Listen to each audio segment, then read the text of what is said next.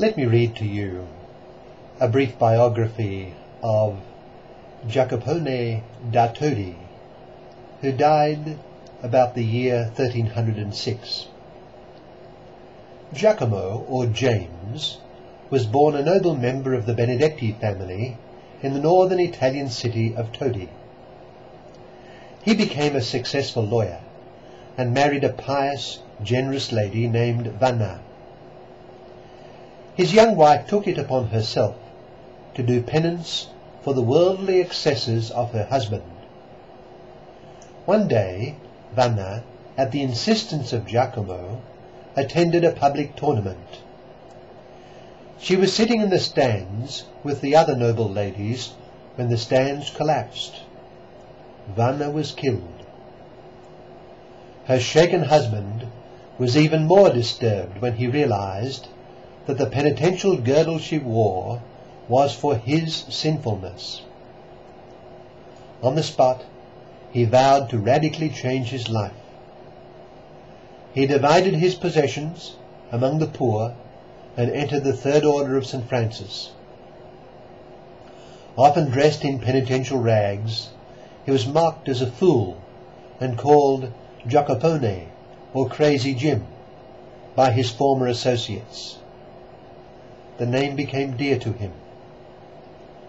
After 10 years of such humiliation, Jacapone asked to be a member of the Franciscan order.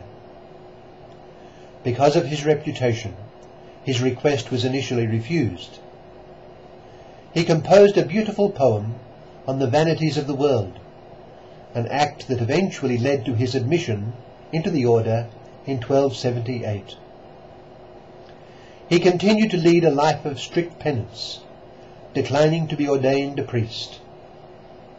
Meanwhile, he was writing popular hymns in the vernacular.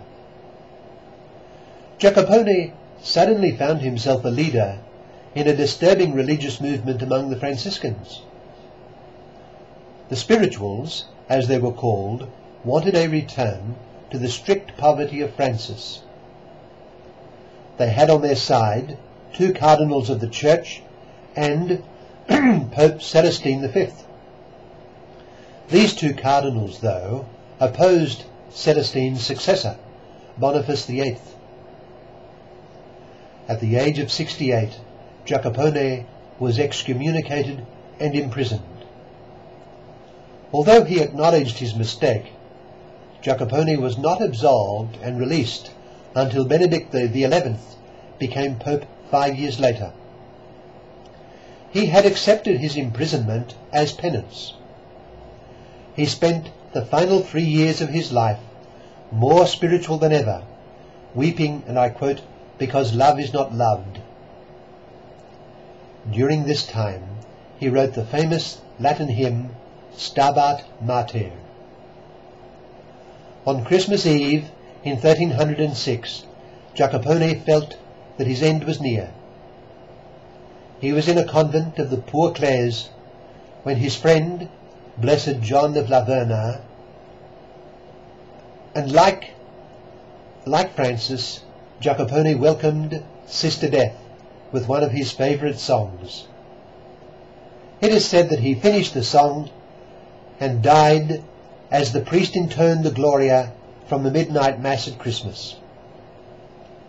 From the time of his death, Brother Jacapone has been venerated as a saint.